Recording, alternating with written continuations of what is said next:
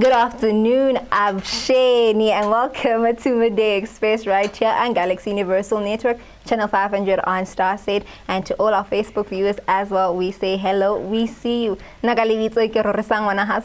of course, I am not alone. I am with the Tsanga Princess. Karula Mkansi. I am so excited actually because finally Rory-san actually said Afshane. Yes. You know, it feels like I'm going to turn everyone into Tsonga. Eh?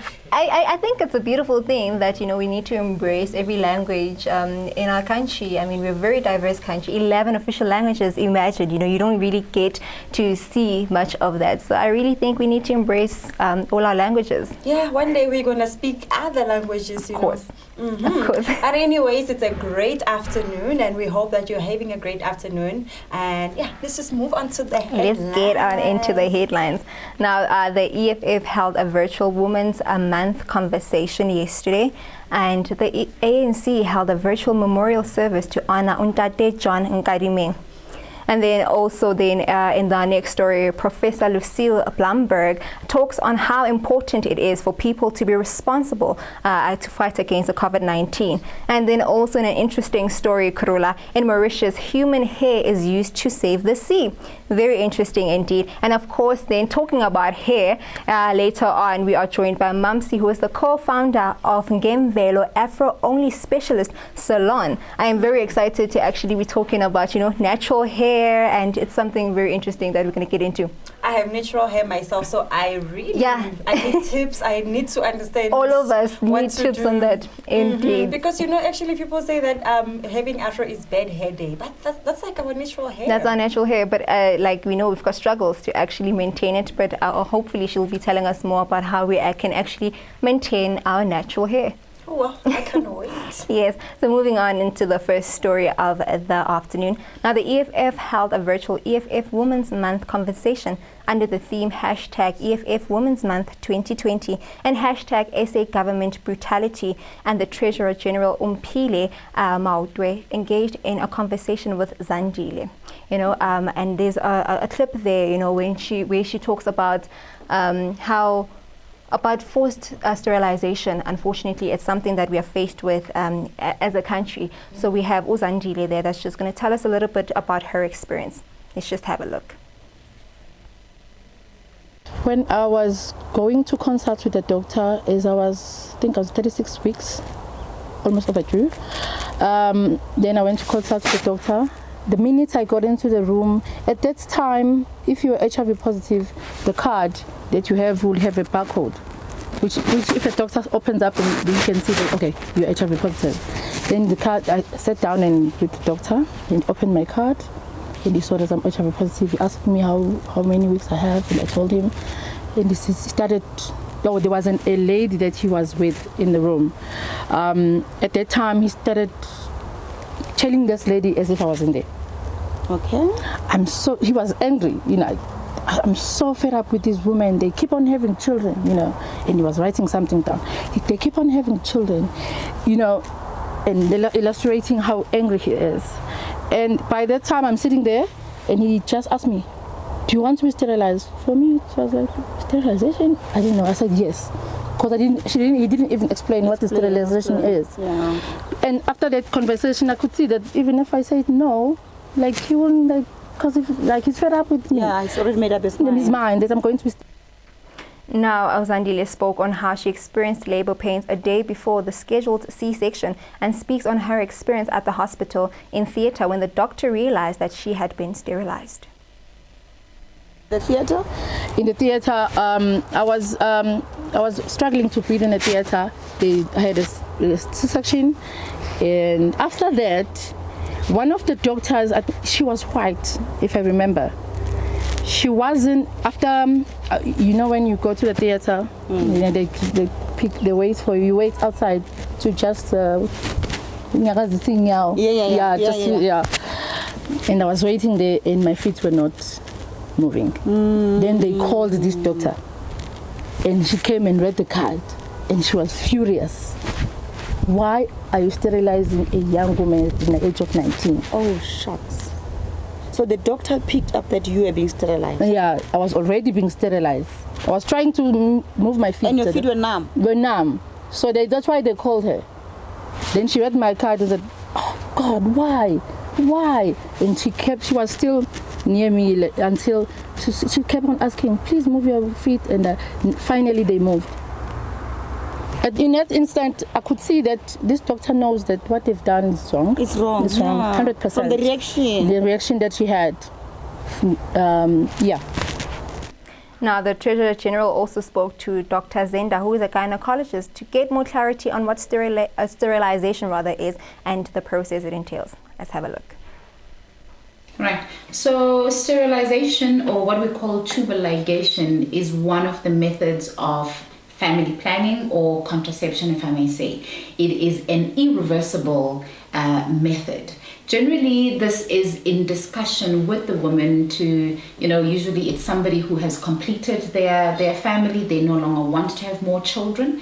That is actually the most, valid reason for ever doing a sterilization. There are other special cases, but in every single scenario, what is important is that there is a consent that is signed. The woman must understand and know what it means and what they are signing for. Yeah. So these women, doc, they seem to have been very young when they were sterilized. Sure. Some of them knowing, some of them not knowing.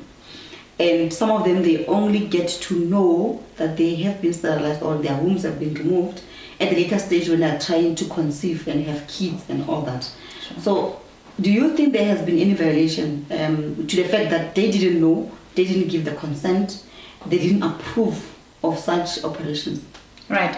In fact, one of the biggest things that we always say in the health sector is the importance of capturing data or record and keeping that, because when you go through their records, we should be able to find a signed consent.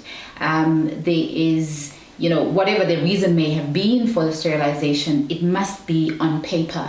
And I mean, minors in particular, there is no way that even a minor would sign by themselves. You need a guardian with that. So what is important is, what are the records saying? Is the proof that this was either done erroneously or incorrectly, or even did they sign? Did they even understand what they were signing for? That is quite important. So in terms of a violation, it definitely is a violation when somebody has not signed or they don't have a good understanding of what they are doing. I mean, when we counsel for sterilization, usually, especially before 35 years of age, it is the last method. We'd rather offer other methods that are more reversible, that are more on a short-term basis, so that if somebody changes their mind that, no, actually, I think I do want to have more children, they've still got that option. We always discourage women, unless there is an underlying medical condition that puts their lives at risk, cardiac issues, for example.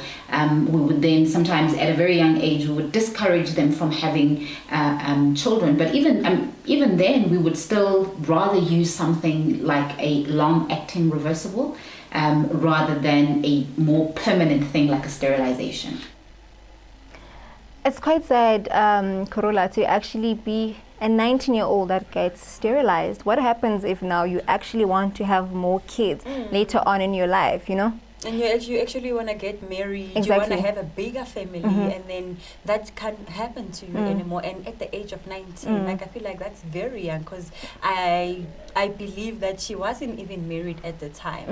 And then you find that, now you want the better future, you want a large family, you find a man who actually loves Wants to have more kids. and then he wants more, and then that is not possible. My concern here is that she didn't even know what she was signing. She was given she mentioned how she was given a lot of forms, and at that time she just had to sign, but she was not explained to what exactly she was signing. So I really think that some injustice was actually done on her part now, because she signed away giving birth later on. Do you understand? So I really feel like I don't know if it's even something they can like look into, you know, maybe open some cases, but who do they even talk to? Exactly. And who do they tell? Like, who opens the case against and you? Exactly. like the process as well of going through this whole thing. So it's really like a sad story. Because she also mentioned how the doctor only afterwards realized that she has been sterilized, and then only then did it click that they did something wrong. So I really feel like, and at that time she was still young, she wasn't even accompanied by her parent or mother. So it's quite sad that she had to actually even deal with this all by herself. And you find that there were like a few damages as well in the body, you know? And then maybe like you find that you actually can't even undo what they did. So it's really sad. Because she still keeps talking about, you know, the scars. It's a constant reminder of what was done to her.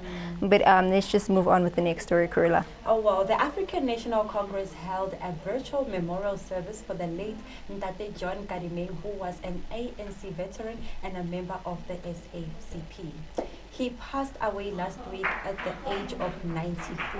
The ANC confirmed his death and said that they were saddened because they celebrated his 93rd birthday with him. They held a virtual memorial service yesterday to celebrate his life and also to remember him for the good works that he has done for the country and South Africa and the party as a whole. The Provincial Secretary General in Northwest, Martin Sibakwane, said that Ndate John Karim was a man who united the ANC and was a man of peace. Let's take a look. He is a great icon of our struggle. He was an all-round activist who participated in all the 4 pillars of struggle: the underground, the military, the mass mobilization, the international isolation and solidarity. He was a great unifier of the working class, played a role in the unity talks of COSATU.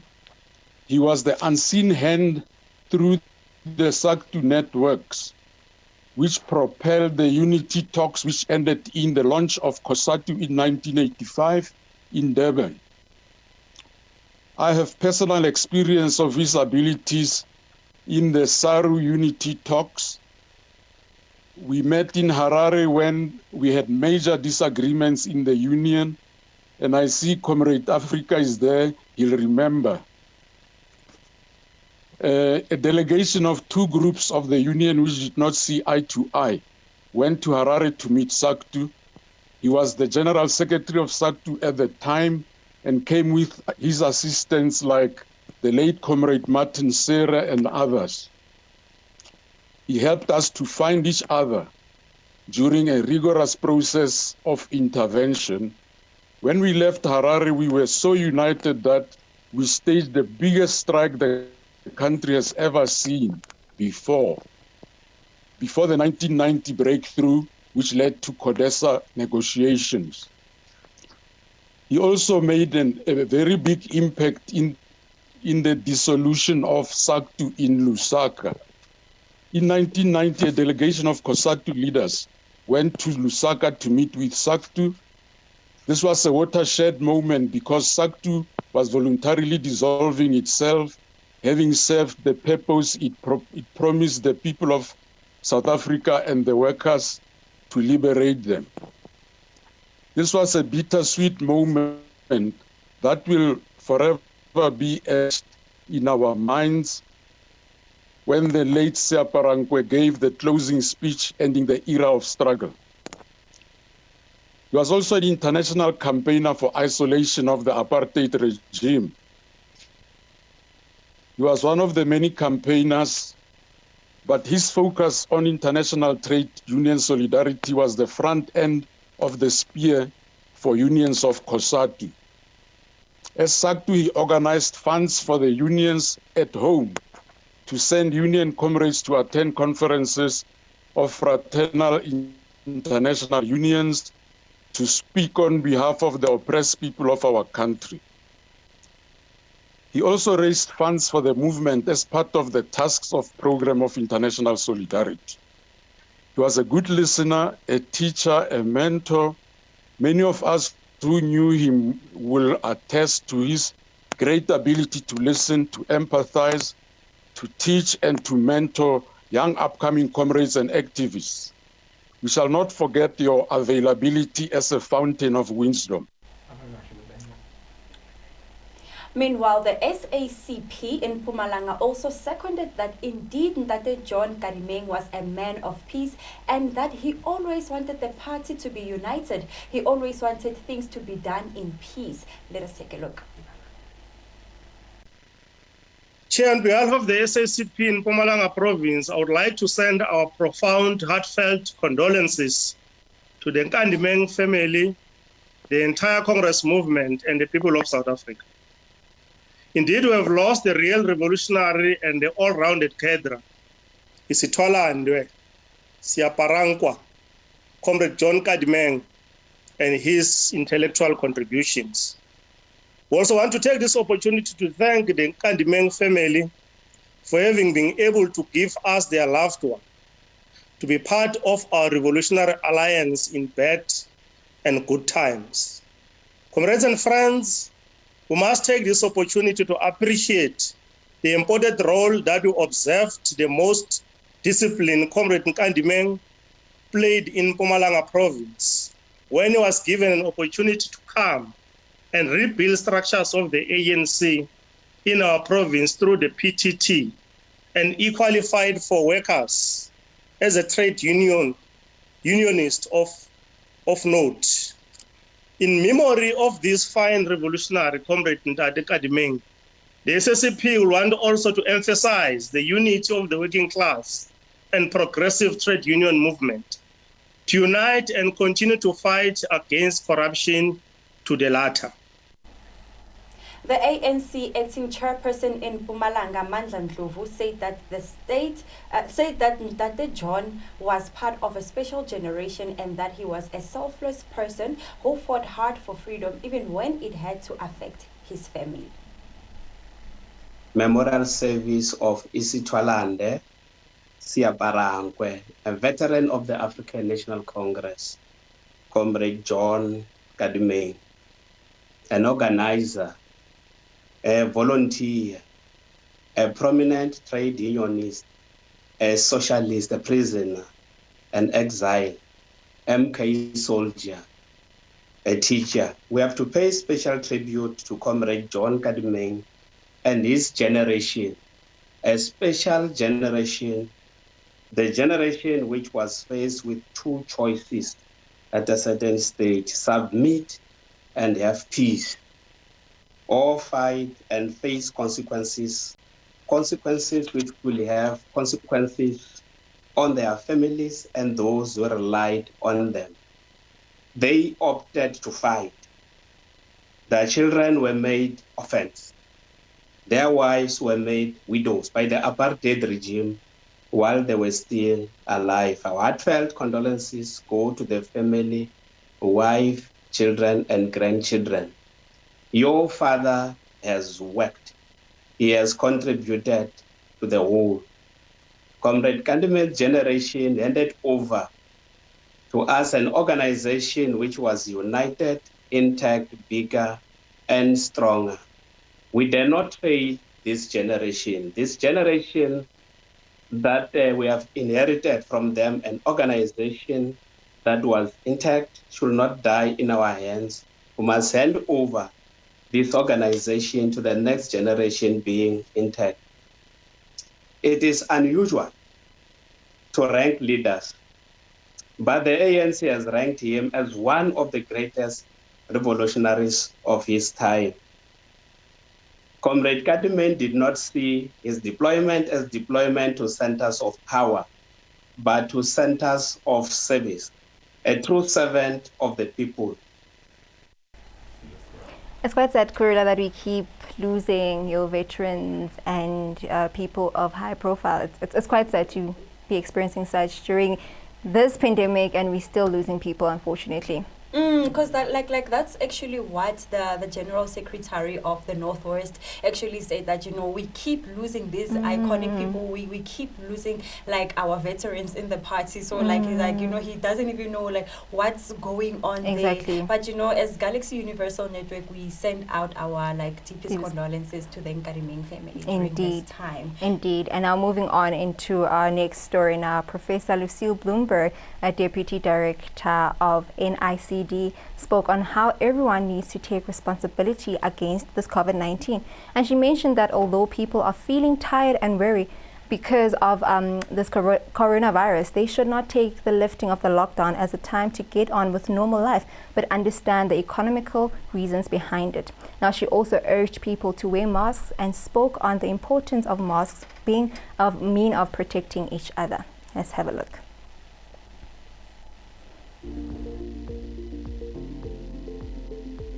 Everybody needs to take responsibility for reducing transmission. And I think what we're seeing, as the lockdown has been released and we know the reason for it, socioeconomic reasons, people have the wrong message that it's okay to go out there and it's business and life and socializing as normal. And I think people are quite tired, they're weary, they want to get back to life as it was before. But I think because we're in the current phase is widespread community transmission, we really need to all take care to reduce transmission. And so for everybody, it's about wearing a mask when you're in a public space, wearing a mask where it's a bit more difficult to socially distance. And what a mask does, a cloth mask, is if you're asymptomatic, you don't know you're infected, but you have the virus, and quite a lot of people who would be in that situation. It's part of the spectrum. They're not all ill. Or you have minor symptoms, and that could be COVID. It will reduce those little droplets with the virus from going out and infecting other people. So masks are very important. I protect you, you protect me. They need to be worn properly. They can't, I see so many people wearing it under the nose, around the chin, dangling from the ear. I think we need to be responsible. So that's very important, especially when you can't socially distance. And I think a taxi would be very, very important. People, do have to travel. They do have to go to work. So I think wearing a mask is very important. Going into shops, in a place where you are in contact with other people.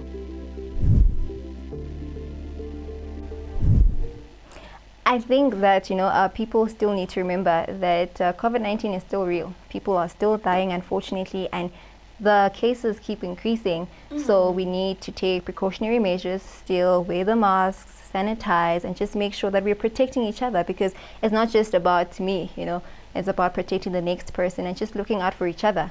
And it's actually really quite sad that the doctors or the professors still have to tell people like, okay, please wear a mask, like to beg people to also talk about the importance of a mask, because I feel like at this moment we're supposed to be moving on, talking about the next steps, talking about how now this whole thing is coming to an end, but instead we're still moving back to like the first step, which is like wearing your mask. Indeed. Which is really like actually so sad. But anyways, I really hope that people comply with the rules, people like comply with the simple rule of just like covering your face, like just wearing a mask. I just can't really wait for a world that is COVID-19 free. It's taking a toll on people, and it's not just on the physical health as well, emotionally, mentally as well, because like we say, people have lost jobs. So really, I think if we can play our parts in every way to make sure that the spread of the virus is curbed, for us to actually move on, it would be honestly amazing. Yeah, because I also actually remember how women in SA, remember when there was that hashtag Am I Next? Yes. So it's like, I feel like even here, actually with this, we should use it a lot so that you think to yourself, okay, am I next? Am I the one who's going to actually die of COVID? So that you actually protect yourself more, and then you protect like the people that are like next to you, your family members, your friends, your colleagues and things like that, so that you can actually take action precaution. Wear your mask, sanitize, and wash your hands and things like that, so that you think to yourself, okay, if I actually don't do this, I may be next. I may be the one who actually dies of COVID-19. So I feel like, we should just protect ourselves. Indeed. Let's just go for a quick ad break. And before we actually do, shout out to Faith, all the way from Namibia. We see and we appreciate all the support that you're giving us. Let's go for a quick ad break. We'll be back right after this.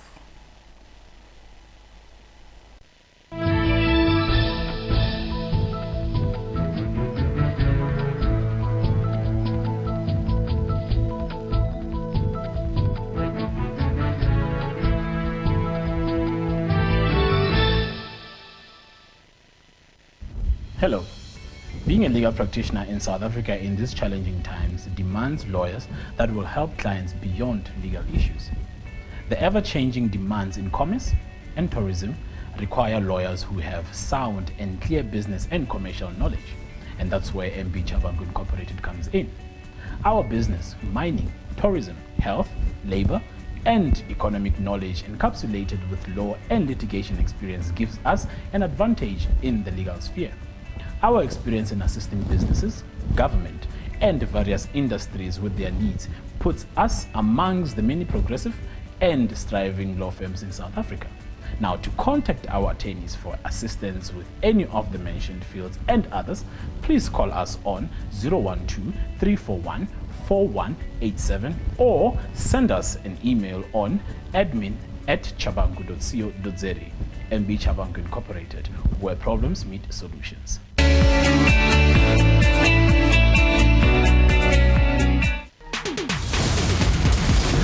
Feel the heat. Hold on.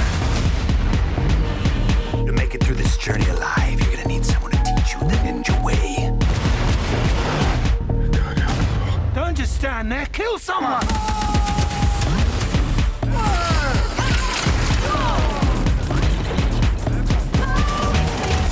Feel the excitement. Feel the heat with StarSat.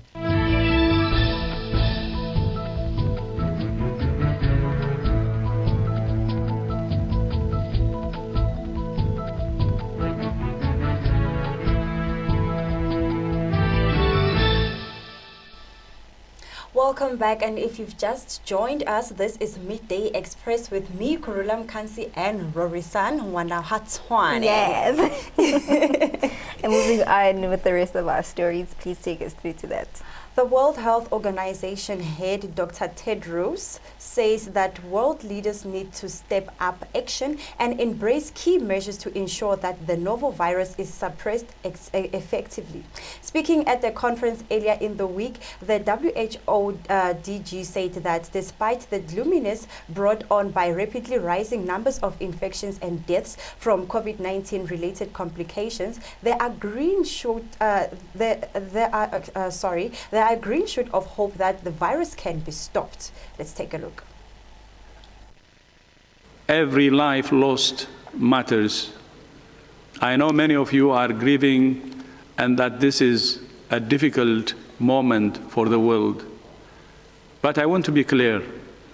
There are green shoots of hope, and no matter where a country, a region, a city, or a town is, it's never too late to turn the outbreak around. There are two essential elements to addressing the pandemic effectively. Leaders must step up to take action, and citizens need to embrace new measures. Whether countries or regions have successfully eliminated the virus, suppressed transmission to a low level, or are still in the midst of a major outbreak, now is the time to do it all. Invest in the basics of public health, and we can save both lives and livelihoods. My message is crystal clear. Suppress the virus. If we suppress the virus effectively, we can safely open up societies. Now, Kurula, just moving on with the next story now, we're going international, moving into international stories. Now, the Democratic presidential candidate, Joe Biden, on Tuesday named Senator Kamala Harris as his choice for vice president. Now, this makes her the first black woman and Asian American on a major party U.S. presidential ticket. Now, while Mr. Biden will face President Donald Trump in the election on the 3rd of November, Harris will debate Trump's running mate, Vice President Mike Pence, on the 7th of October in Salt Lake City. Now, Biden took it to Twitter and called Harris a fearless fighter for the little guy and one of the country's finest public servants. Now, Harris later then tweeted that Biden can unify the American people because he has spent his life fighting for them, and as president, he'll build an America that lives up to their ideals. Now, she also said that she is honored to join him as the party's nominee for vice president and do what it takes to make him the commander-in-chief. Now, at the White House news conference on Tuesday, U.S. President Donald Trump described Harris as his #1 draft pick. He also expressed how surprised he was that Biden chose Harris, as she had been extremely nasty and disrespectful towards Biden during the debate. Let's have a look. My #1 pick. I mean, she was, as they would say, because hopefully you'll start college football, she was my #1 draft pick. And we'll see how she works out. She did very, very poorly in the primaries, as you know. She was expected to do well, and she ended up at right around 2% and spent a lot of money. She had a lot of things happening, and so I was a little surprised that he picked her. I've been watching her for a long time, and I was a little surprised. She was extraordinarily nasty to Kavanaugh, Judge Kavanaugh then, now Justice Kavanaugh. She was nasty to a level that was just a horrible thing, the way she treated now Justice Kavanaugh. And I won't forget that soon. One of the reasons that surprised me, she was probably nastier than even Pocahontas to Joe Biden. She was very disrespectful to Joe Biden, and it's hard to pick somebody that's that disrespectful. When she said things during the debates, during the Democrat primary debates, that were horrible about Sleepy Joe, and I would think that he wouldn't have picked. Well, I like Vice President Mike Pence much better. He is solid as a rock. He's been a fantastic vice president. He's done everything you can do. He's respected by every religious group, whether it's evangelical, whether it's any other group, they respect Mike Pence. He's been a great vice president, and I will take him over Kamala and the horrible way she, again, treated Justice Kavanaugh. That was a horrible event. I thought it was terrible for her. I thought it was terrible for our nation. I thought she was the meanest, the most horrible, most disrespectful of anybody in the U.S. Senate. She's also known, from what I understand, as being just about the most liberal person in the U.S. Senate. And I would have thought that Biden would have tried to stay away from that a little bit, because with what they're doing with open borders and sanctuary cities, where they're trying to protect sanctuary cities, which is also protecting large number of criminals, with all of the things that they're doing, Second Amendment, they want to take away your Second Amendment or modify it to a point where it's essentially no longer the Second Amendment. I would have thought he would have gone a different way. Thank you very much, everybody. Now, as we continue with our stories, now a Japanese bulk carrier which caused an oil spill in a reef in Mauritius on the 25th of July. The vessel was carrying about 4,000 tons of fuel, and at least 1,000 tons were leaked out. Now, an estimated 2,500 tons still needs to be emptied off the stranded ship before the ship breaks and more oil leaks into the sea. Now, the spill is unfortunately creating ecological disaster, endangering the coral, fish, and other marine life around the Indian Ocean. Now, it's quite inspirational or creative to actually see that these people are using nets, and putting hair and leaves to actually now clean up the oil spill in the sea. It's quite amazing to actually see how creative people can get to actually save the world, if I may say. I actually didn't know that like human hair can actually like absorb oil from water. Yes. I really didn't know about that, and that's really interesting to actually know of. To know that, you know, I can actually, if I can just use like hair and things like that. But then now I'm just wondering, because, you know, as people we have different hair, like what type of hair they actually use, and like who actually had to sacrifice. Yeah, there's another interesting thing on that as well, is that, you know, salons are actually even offering discounts to people who are actually willing to donate their hair for the cause. So I really think, you know, kudos to them for actually coming with creative ways to actually save, you know, the sea life. I mean, it's also important. Yeah. The fish in the sea, it's also they also lives, like you said. Exactly. And then, you know, and they are also important. And you know, life is a cycle. So we really need to save the sea life for us to actually eat. It's a whole ecological cycle, you know. So obviously we need to save the marine life for us actually at the end to actually survive, you know. And talking about hair, you know, I have an interesting interview with Mamsi, who is a co-founder of they specialize in Afro. You know, it's an Afro salon based in Vosloorus in the East Rand, and I can't wait to actually have that interview. Me too.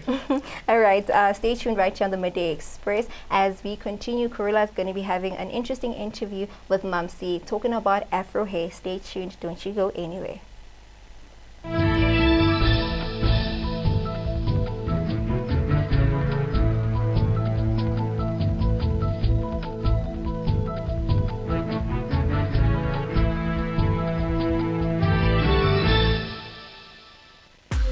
Experience the extraordinary. Feeling is there that, you know, you're doing something special. Have you lost it?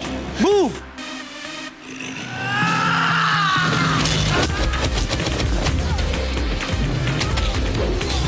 Stop being so dramatic, Mira. Challenge your ordinary. Why don't you start a dance class? Experience the extraordinary with StarSat. Feel the heat. Hold on. To make it through this journey alive, you're gonna need someone to teach you the ninja way. Don't just stand there, kill someone!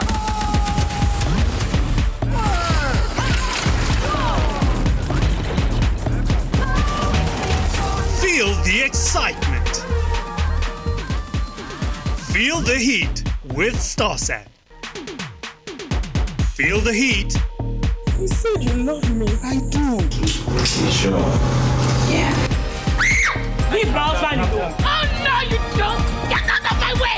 Get out! That is an abomination. Oh, the love you promised me. Do you have a boyfriend? Yeah? Feel the excitement. You don't know how I've been longing for this. Feel the heat with StarSat.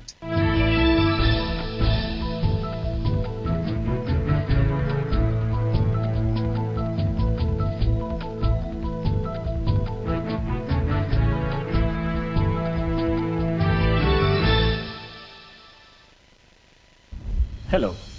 Being a legal practitioner in South Africa in these challenging times demands lawyers that will help clients beyond legal issues.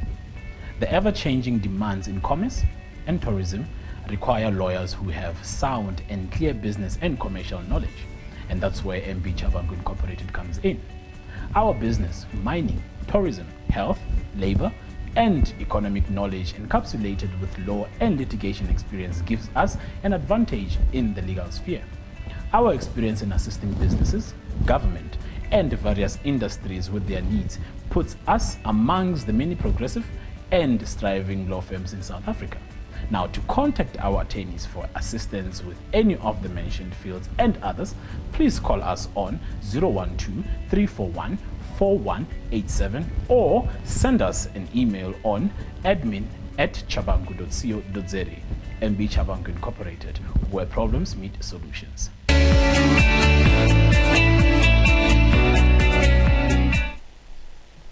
Welcome back. If you've just joined us, this is Midday Express. And now, as we have promised you that we are going to have a special interview with Mamsi Namane, who actually is the founder of Ngemvelo Afro Only Specialist Salon. And the salon is known for its no comb, no hair dryer, no chemicals, 100% Mother Earth products. Now, thank you for joining us, Mamsi. It's quite interesting actually because I have Afro hair myself, and yo, it's a lot. I know. You know, everyone who has Afro actually knows that, you know, it's a lot. But then, like, what inspired you to actually open, like, the salon? Okay. Thank you so much for your invite. What inspired me is that I've always wanted an Afro, but obviously I'm that person who is scared of comb, you know, like, yo, I just don't like heat, you know, in your hair dryer and stuff. So we went and did some couple of research on how to use Afro products, not using a comb and an Afro, and then it comes out like this, you see. Yeah, so that's what inspired us. And another thing was, there was no one who was doing it back then, because we started 3 years ago, you see. So we thought, hey, why don't we just come up with something that is special, you know, enforceless, yeah, but so yeah. So, like, you know, I mean, like, no comb at all, because, you know, like, maintaining Afro, you always have to, like, you know, and stretch it out, you know. I mean, when we go to salons every day, like, they try to stretch out your hair, because, like, with Afro, actually, when you wash it, it actually shrinks. So how do you manage that? Okay. So with our products that we're using, actually we do have Ngemvelo products that we hire from Ghana, and then they come here in South Africa raw, and then we mix it ourselves. So they help with stretching the hair, you know. So it's not chemical, it's just your 100% natural shea butter, your olive hair oil and coconut hair oil, you know. So what we do is, you know, when you detangle, it's more as using a comb. Remember back in the days, there was no comb, in the Shaka days, you know, and their hair was spot on. Yeah, so we're going back to that, you know. So with detangling, and I've always advised people that don't work on dry hair, because remember, it's an Afro, and imagine when it's dry, it breaks, you know, and it hurts your scalp. So it's better to use it while moist. So with one of our oils, which is olive hair oil, you mix it in a water, then you spray your hair just to give it a bit of moist, and then you start detangling. Then it becomes soft, you know, then you can apply your shea butter and start styling your hair. So it's very easy. Yeah, because, you know, people actually have different, like, types of hair. Some people have a lot of hair, some people have like a few, and some people's hair grow fast and things like that. So like, how do, like, your products work? Okay, cool. So we have 5 different types of treatments. We've got your protein for those that have weak hair. I actually have weak hair myself. I was born like that. But at least now, you know, with Ngemvelo, like, I can see best results, you know. So we've got your protein, which is mixed with your egg, and your protein, you know, at least it gives your hair a bit of a volume. And then we've got your hot oil treatment, which is a mixture of coconut and olive hair oil. So we mix it together, just, you know, your hair can be soft, and it prevents your scalp not to be dry.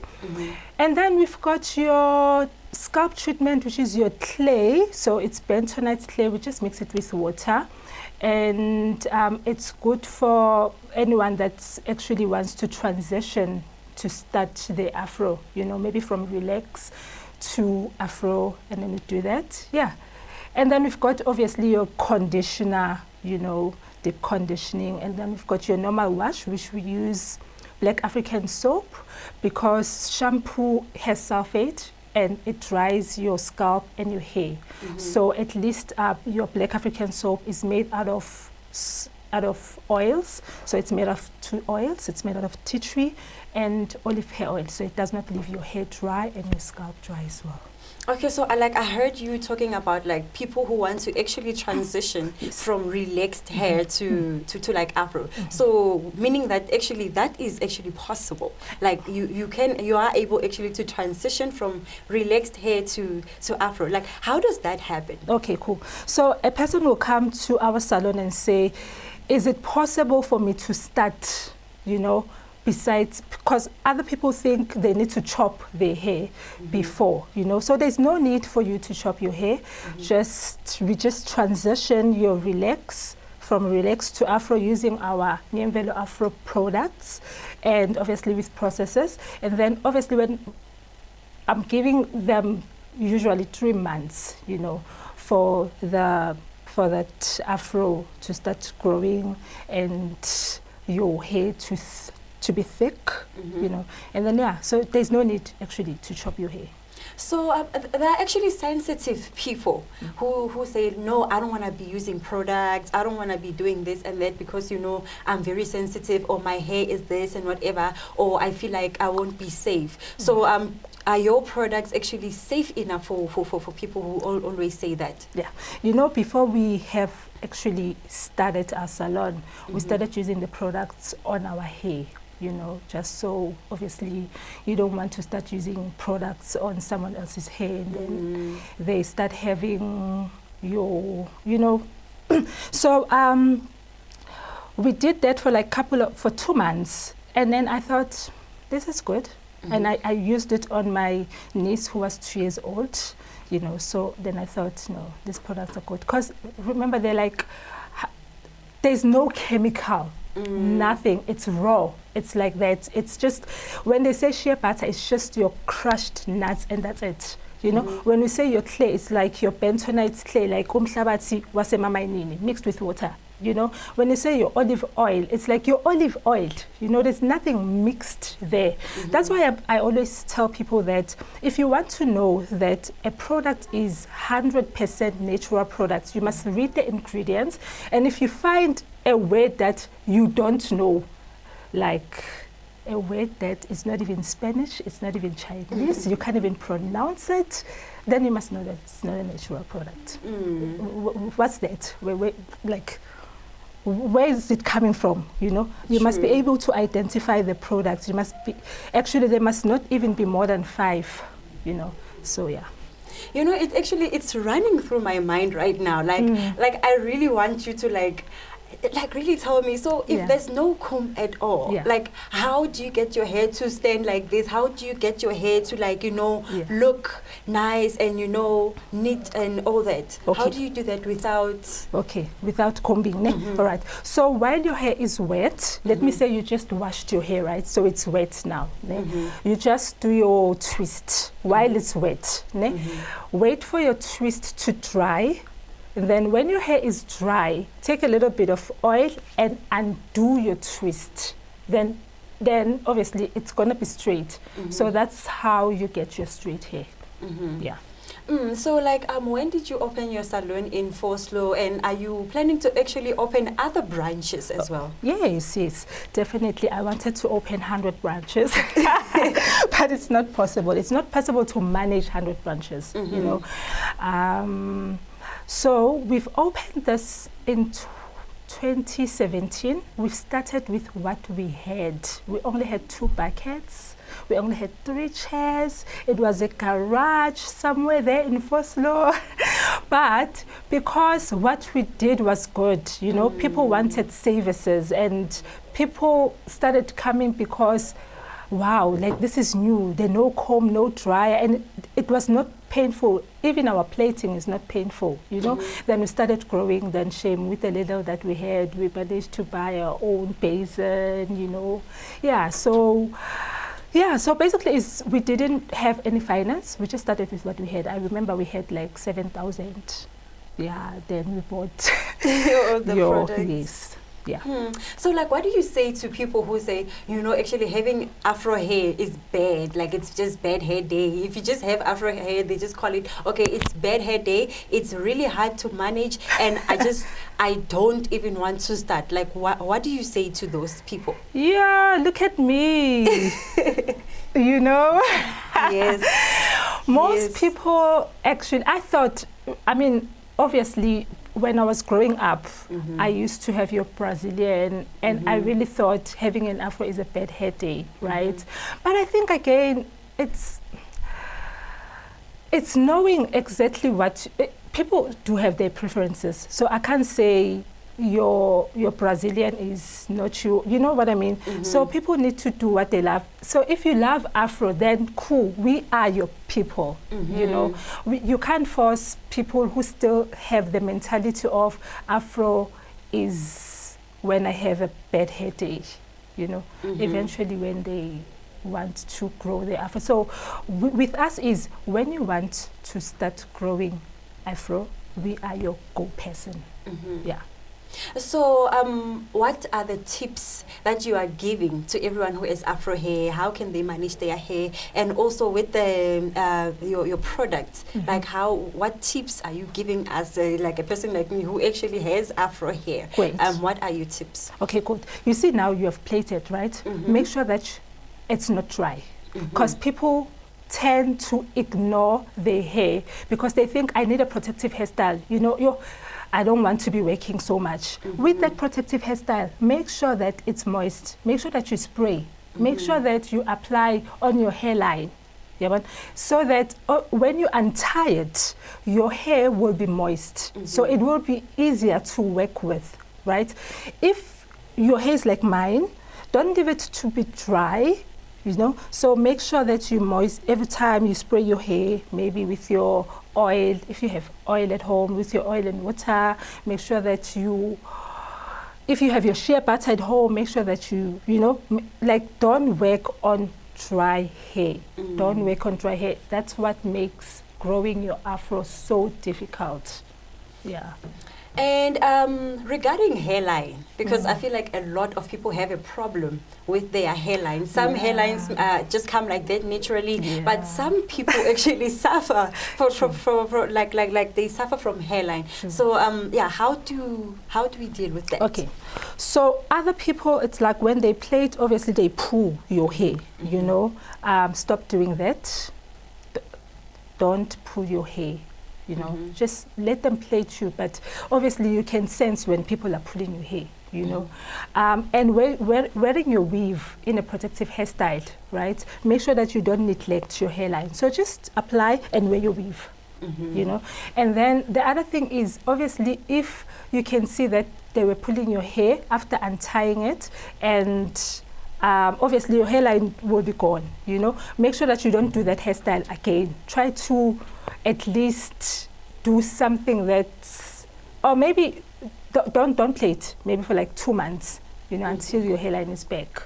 All right. Yeah. So like, where do we find you? Where do we get your products and social media platforms and things like that? All right, so we are available on Facebook. It's Ngemvelo Afro. You know, when you click Ngemvelo Afro, it will take you to our Facebook. So our Facebook is Ngemvelo Afro Hair Salon, and our Twitter handle is Ngemvelo Afro, and our Instagram handle is Ngemvelo Afro. We are available on email. A lot of people email us at ngemvelo@gmail.com.